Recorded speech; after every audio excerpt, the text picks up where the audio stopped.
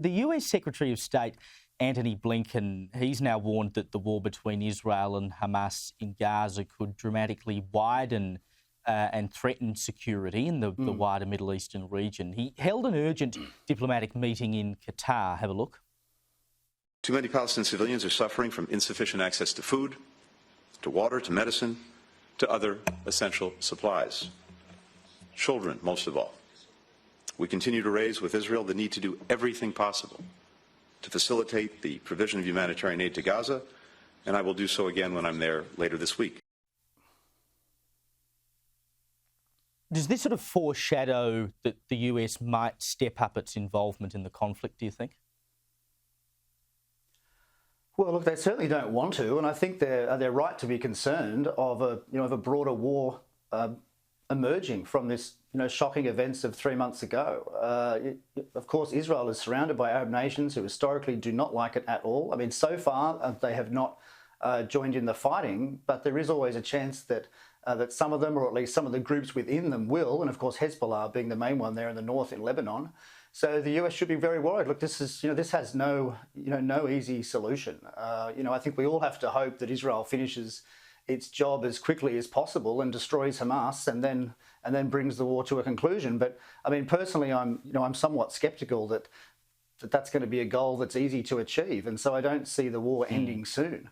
Because it's very hard to kill a movement. I mean, it wasn't really a formal government. It's essentially it's a group that hates Israel, and it's hard to stamp that out. And just quickly, Adam, before I let you go and bask in the glow of the Golden Globes over there today, you reported last week that the AUKUS submarine deal could be at risk. Can you tell us a little more about that? Yes, well, look, Congress passed legislation late last year that basically enables the transfer of the nuclear-powered submarines to Australia. And of course, there was much enthusiasm, much excitement back home in Canberra about that, and that is all fair enough. But the fine print of the legislation basically says that the president in the future, when the transfer occurs, which I think is meant to be 2032 for the first one, the first submarine, that the president has to say that it won't undermine the capacity of the US Navy. And I spoke to some Republican advisors, fairly senior guys who I imagine will be part of the next Republican administration. And they said that it would be crazy to transfer the subs at the moment based on the trajectory of US submarine production, which is well below where it should be. And so I just think the article was really just to inject a dose of realism that it's still a good 8 years away before the first sub is transferred, and that's another 2 administrations away. We have no idea who the president's going to be. We have no idea what China's going to be doing at the time.